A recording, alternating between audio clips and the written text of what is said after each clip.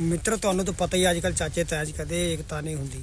ਫਿਰ ਇਸ ਭਰਾ ਨੇ ਜਿਹੜਾ ਕੰਮ ਕੀਤਾ ਮੇਰਾ ਦਿਲ ਖੁਸ਼ ਕਰਤਾ ਬਾਈ ਨੇ। ਬਾਹਰੋਂ ਆ ਕੇ ਚਾਚੇ ਤਾਇਆ ਨੂੰ ਇਕੱਠਾ ਕਰਕੇ ਇੱਕ ਕੰਧ ਸੀ, ਕੰਧ ਤੋੜ ਕੇ ਦੇਖੋ ਮਿਲਾਪ ਕਰਤਾ ਬਾਈ ਤਿੰਨਾਂ ਪਰਿਵਾਰਾਂ ਦਾ। ਵੀਡੀਓ ਪੂਰੀ ਵੇਖਿਓ, ਜੇ ਚੰਗੀ ਲੱਗੇ ਤਾਂ ਸ਼ੇਅਰ ਜ਼ਰੂਰ ਕਰ ਦਿਓ।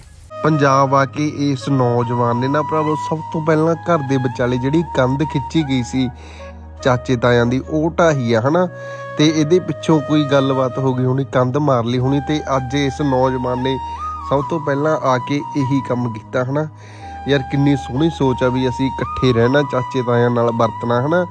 ਇੱਦਾਂ ਦੇ ਨੌਜਵਾਨਾਂ ਦੀ, ਸਾਰਿਆਂ ਦੀ ਇੱਦਾਂ ਦੀ ਸੋਚ ਹੋਣੀ ਚਾਹੀਦੀ ਹੈ ਹਨਾ। ਜੇ ਤੁਹਾਨੂੰ ਇਸ ਨੌਜਵਾਨ ਦੀ ਸੋਚ ਚੰਗੀ ਲੱਗੀ ਤਾਂ ਵੀਡੀਓ ਸ਼ੇਅਰ ਕਰ ਦਿਓ ਯਾਰ ਹਨਾ। ਤੇ ਸਾਰੇ ਪੰਜਾਬੀਆਂ ਨੂੰ ਬੇਨਤੀ ਹੈ ਵੀ ਇਕੱਠੇ ਰਿਹਾ ਕਰੋ ਯਾਰ, ਲੜਾਈਆਂ ਝਗੜਿਆਂ 'ਚ ਕੁਛ ਨਹੀਂ।